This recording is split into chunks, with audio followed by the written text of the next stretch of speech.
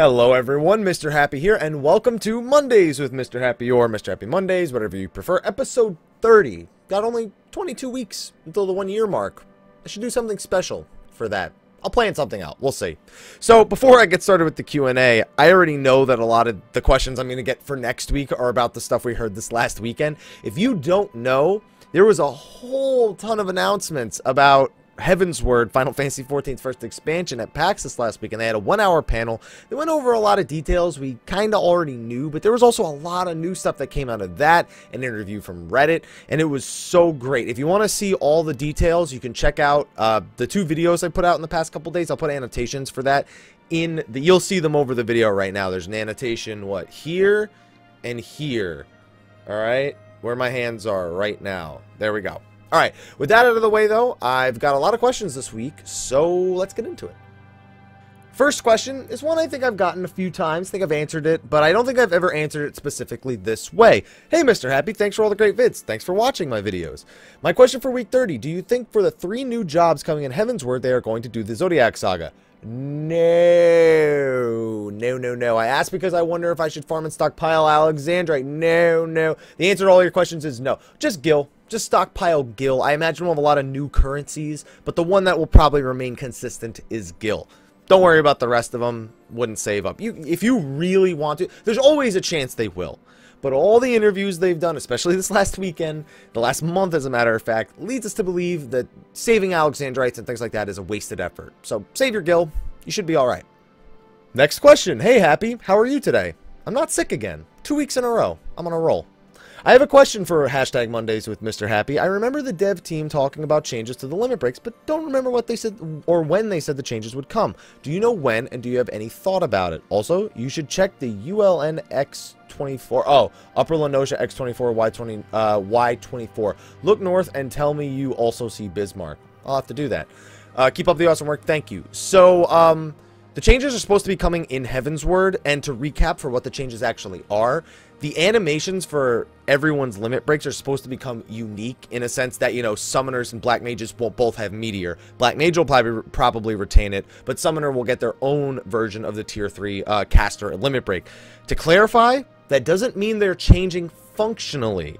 They are just changing the animation. The only job we know is having the functionality changed is Bard. They will no longer have a healing limit break. Now, a lot of people are speculating it could be a buffing limit break. I think they're just going to get an AoE limit break, but it's going to be, I don't know, a bunch of arrows. Something like that. I'm just not expecting it to be a buff limit break. They are a DPS job first and foremost. I think that that is what they should bring to the party. And since they are ranged, I'd imagine that it would be, you know, an AoE limit break, but that's speculation. We just know it's going to be different. Let's move on to the next question. Next question. What is the song that starts at 1800-ish? Let me click that real quick and find out what song that actually is. Okay, so I took a quick listen to the song. That sounds like Ballad of a Unicorn. So a lot of my music comes from either Koajinx, which was somebody that I worked with for charity many years ago, or they come from Pop Sky, who actually just downloaded a whole new album from him. I got the pre-order album. And yeah, that's Ballad of a Unicorn. It's one of my favorite songs of all of his. So go check it out. Go support him. Tell him I sent you. Next question. Hey, Mrhappy. Nice to see you weren't sick for a change. Hey, 2 weeks in a row. That was weird. Let's not do that again. Moving on. Here's my question. The game has been out for over 18 months now. Do you think Square Enix will add yearly subscriptions to the MOG station like other MMOs? The yearly subscription... Man, I get angry when I see games with yearly subscriptions. Like, even to me, like, I'm somebody who would buy, and do buy, the 6-month time blocks. But to me, a yearly subscription... I don't know. That's stretching it a bit for me, man. Like... Because you don't know what you'll be doing. You don't even know what you'll be doing 6 months from now. How do you know you're going to still be playing this MMO 1 year from now? They might. I don't think it's a good idea. Maybe if they do it like limited time, like with a special price offer. But to me, it's like, I don't know, it's just an option that I don't think a lot of people would make use of. Most people tend to sub on the monthly basis or buy 3 months, and then you have the few people like myself that buy it in the 6-month chunk. So I think we're more inclined to see something like that. Next question. Hey, Mr. Happy, really love your content, especially your Kingdom Hearts walkthroughs. I should really play Kingdom Hearts 2 and do that walkthrough, huh? How about Dissidia? Oh, I don't have a PSP anymore. I haven't had one for years, and even if I did, I'd have to get the capture device for it. One day. One day. Anyway, keep it up. Got a couple of questions right now. Making some money by selling Icatl Sea Lance for 150,000 gil. Do you know of any other method by which I could earn even more? So I used to make money in like small chunks with mining and botany. You literally just gather clusters like fire or wind clusters or something like that. Whatever one's selling for the most or the one you can get rid of the most easily. And you just do that, you know, and then in between the timings for the spawns on those, you can gather other materials, you can craft, you can gather a map a day. Even if you don't want to do the map, which, you know, I do because I'm an idiot, you can just like get a pay skin map, sell it, depends on what server you're on. Like it was 30k on my server, it's a free 30k a day.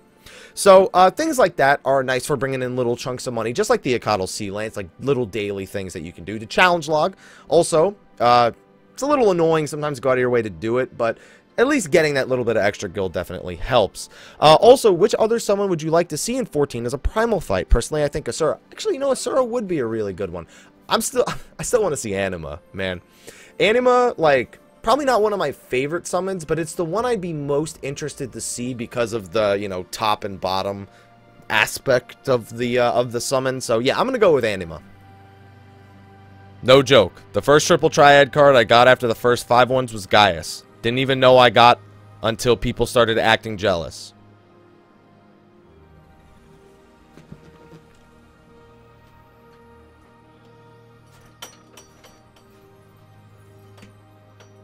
Damn it. Next question, Mr. Happy. Quick question for week 30. Do you know if there are any plans to add the option to try on gear before you roll on loot in Dungeons or Trials? It's very requested. I hope it's soon. I don't know anything though, unfortunately. But I feel your pain. I would like it as well. Actually, no. Well, I feel your pain, sort of, but the other side of me is like, I never roll on loot. I don't glamour very often, so. But I guess I understand your pain, because it's a feature that I feel should definitely be there.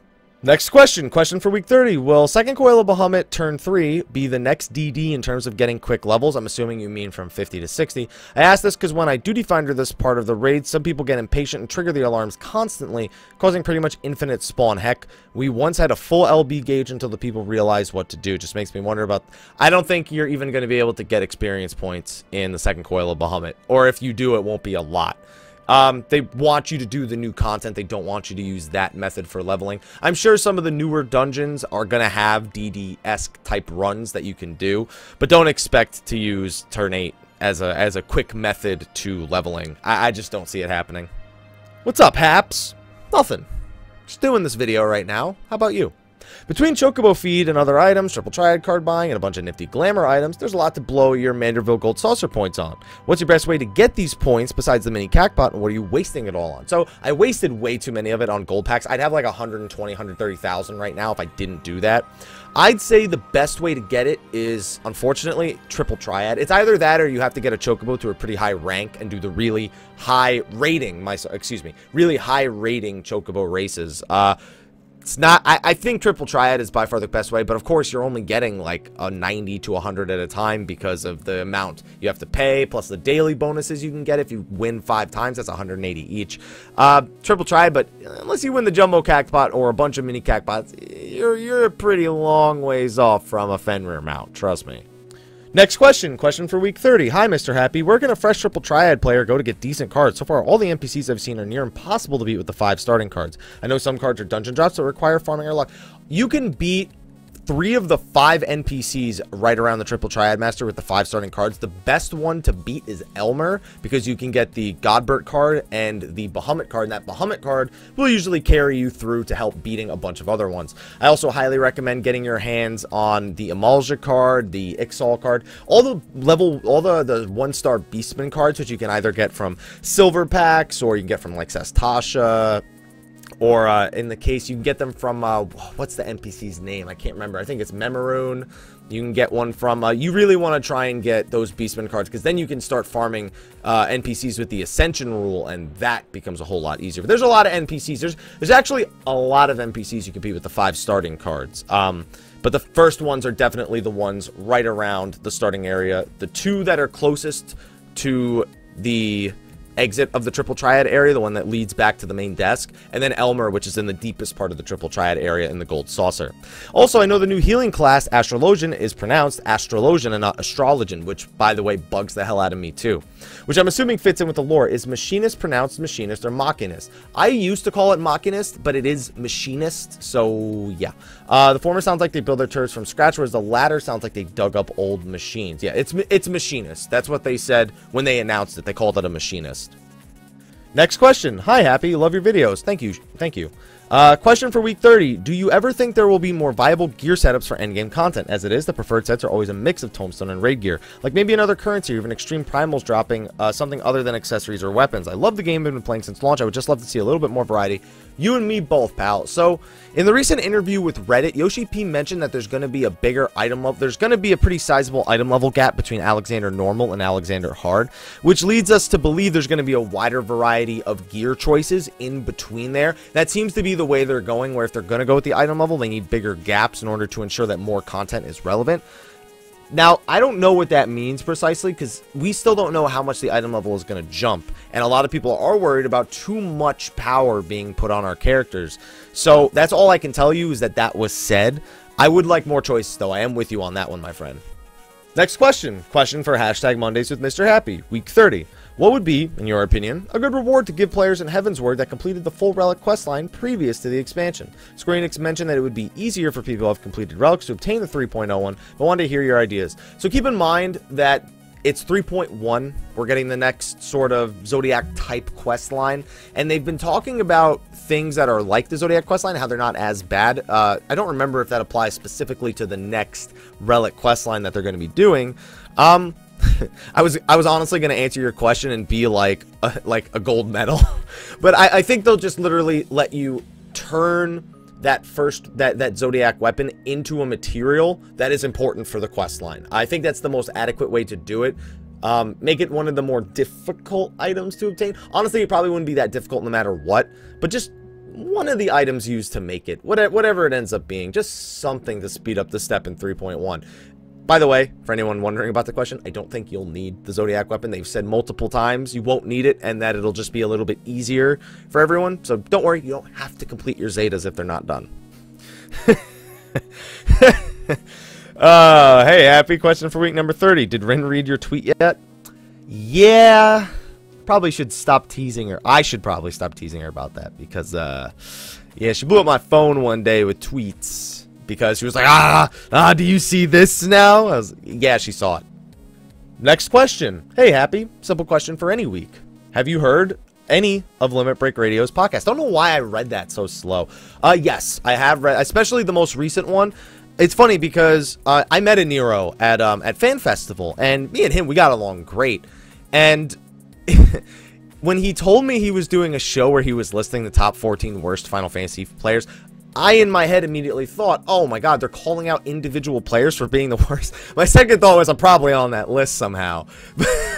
And I wasn't wrong, sort of. But they actually ended up doing a really clever idea where they named 14 types of players that they hate, like the undergeared. I remember one of my favorite one was happy haters. There was RMTs, there was happy haters, there was the people who refuse to play differently or learn to play their jobs a certain way, and they play their own way and they don't care what anybody has to say. They pretend to not know how to type or how to read in order to avoid it. There were 14. I thought it was hilarious. I went back and watched it later, and yeah, I love Limit Break Radio. That was such a good episode. Also, will the new podcast show be uploaded to YouTube? Yeah, the first episode was uploaded to YouTube on Tuesday, and every week it will be uploaded. Thank you for coming by, Spoony1 on the Tonberry server. Oh, nice. Thank you for coming by, my friend. Next question. Question for week 30. One thing I really enjoyed about Final Fantasy... Oh, God, Final Fantasy 11 questions. Were the skill chains that player could do together. How would you feel about skill chains being implemented in 14? Let me read the whole thing first. I know this probably cannot work with normal skills, but what if, say, each player had an individual limit break gauge that filled over time? When this gauge was full, classes could perform an ability that would combo off of each other to enhance the chain if the timing was right, similar to 11's weapon skills. So... early in the days of Final Fantasy 11, weapon skills and skill chains were really popular. Around a few years in, people started realizing the amount of time it takes to set up a skill chain most of the time ends up wasting a ton of potential damage that could be done.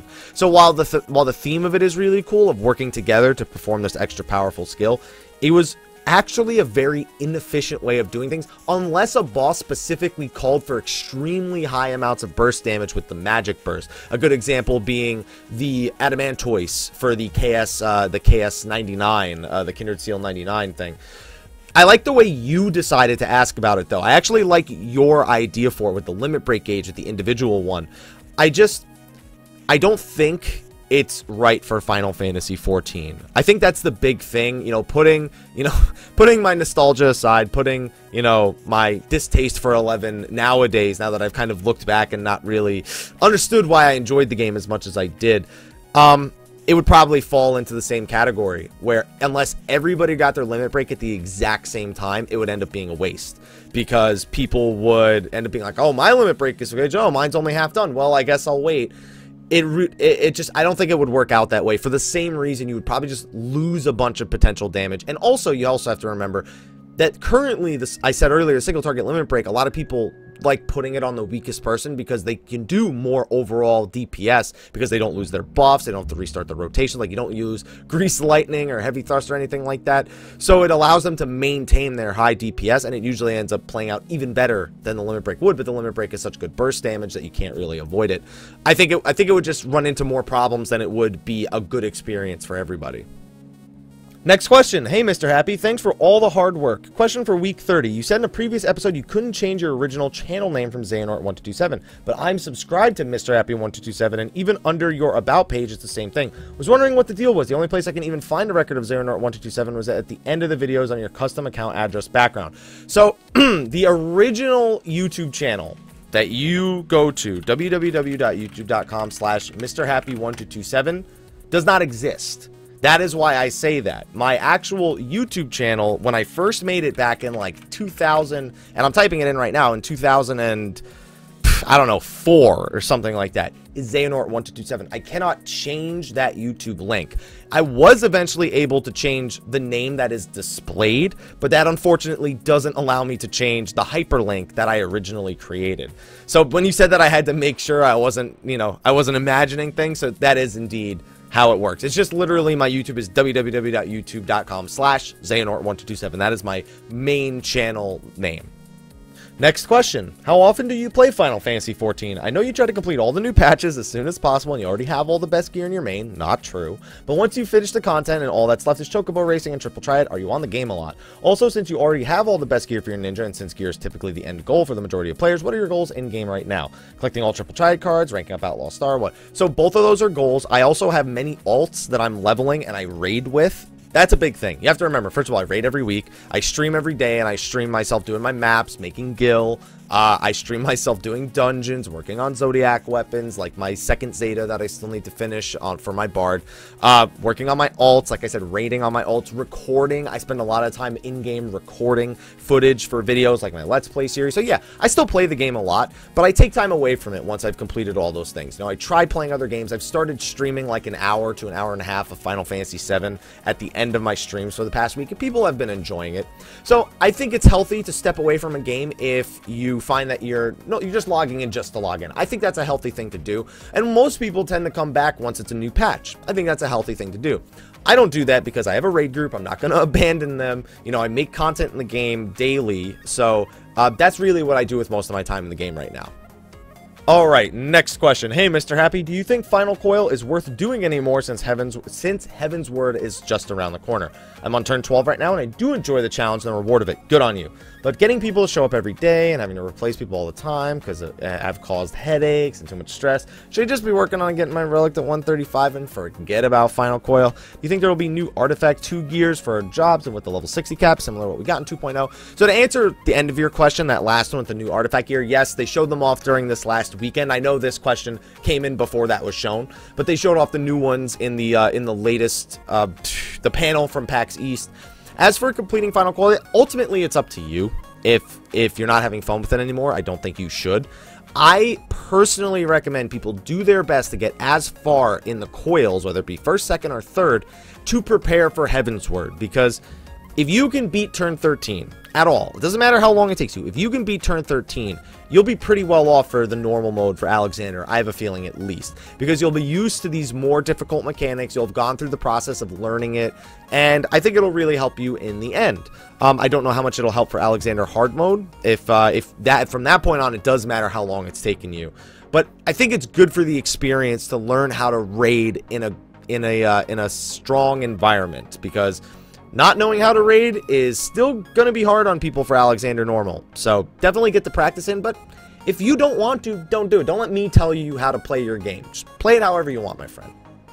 Next question. Hello, Mr. Happy. Question for week 30. Do you think they will ever add non-instance dungeons and instant dungeons with multiple routes and optional bosses? Non-instant dungeons could offer new leveling, gathering, quest opportunities, as well as space out the areas hunts are found. Instant dungeons with optional routes and bosses could offer new loot. Now, I actually like both of those ideas.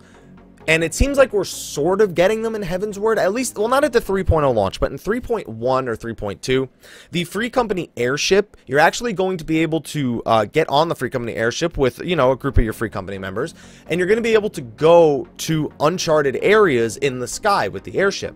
And when you get there, you can find, you know, rare gathering materials, you can find super powerful bosses with unique loot, but the thing is, while those are, you could imagine those are like instanced areas, you kind of know what you're getting yourself into, they're not locked down to the individual. It turns out that if another Free Company gets there before you, and you both go, like, and you go there like just after they've beaten everything, it might not be available, it might not be up, you might have just basically lost out. So it is sort of instanced and open world at the same time, and there's different options with different things that you can aim for. So that's kind of what you're asking for. As for the actual, like, instance dungeons, like the normal, like what you're actually, like, imagine if Total Rock had multiple paths like it did back in 1.0. I'd like it. I don't think they'll do it anytime soon, though. I think people, I think there are some people that want it, like myself, but there's more people that just want the straightforward, this is what I have to do, what's the fact, because if there's one dungeon that's like that and one dungeon that's not, and the one dungeon that's not is shorter than the one that has those multiple options, you can damn well guarantee people are going to the shorter one. It's just the way people think. So I would like it. Don't think it's going to happen, though. Alright, so this next question is going to be the last question I answer for this week. I actually got to the bottom of the list and answered the questions that I wanted to, so I had to scroll back up and find a question that I overlooked and I was like on the fence about answering because I've sort of addressed it before, and this was the best one that I could find. So, question for week 30, Mr. Happy, thanks for having me on the show, thanks for asking your question. I want to ask how you feel about the current state of our Beastmen in 14. I don't know if you remember the intro cinematic for 11, I do, orcs are assholes, but they did a wonderful job depicting the oncoming invasions of the unified beast tribes as a very serious threat. If I remember correctly, was that Tabnasia? I'm pretty sure that was Tabnasia that they were invading. That was supposed to be one of the big wars with Tabnasia where they broke off from the mainland. I think that was the event I'm thinking of. So in 14, they're little more than annoyances, relegated to reservations of zones, only to be used as a gauntlet for players working on the Relic or hunting log progressions, or unlocking primals for the first time, since you have to attune to the Aetherites. I like the expansion content in the future to involve sort of a phase changes similar to WoW or Wrath of the Lich King, where players go to a Beastman controlled zone to later taking control of those areas. Sounds like Wings of the Goddess, almost, with the campaign missions. That sounds about what you're asking for. So, the big thing about primals right now is that they're weak. They're not, it's not like they're weak physically, but they have already been relegated with Ul'dah, Gridania, Limsa, with these areas existing, and we've already done a lot to hamper them, to sort of wipe them out of existence almost, even though they are, in most cases, actually just races of beings that are trying to survive, and that's the reason why most of them summon the primals, is because they don't feel like their livelihood is at stake. Think of it like when, how do I say this? Think of it like a group of people that is oppressed for a very long time. At any point in time, they eventually rally up and they try to do something about it because they're sick of the way that they're being treated and the way they're being forced to live. That is kind of where the Primals fall. They're kind of like an oppressed type of people, which is why we're trying to make peace with these certain Beastmen tribes, and that's a big goal. Meanwhile, these other tribes are already corrupted, and they're already, yeah, I'm just going to use the word corrupted because the other word's not coming to my head. They're tempered by their Primals, and they're beyond salvation at this point. They can't be reasoned with, they can't be talked with, that's it. They're done. So, yeah, I would like to see, I guess, the Vanu and the other one. I'm so used to calling them Urutanyensa because they look exactly like Final Fantasy XII's Urutanyensa.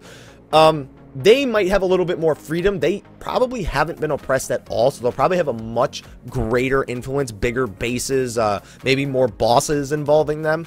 But I would like to see more. I think the state of our Beastmen is they are that oppressed.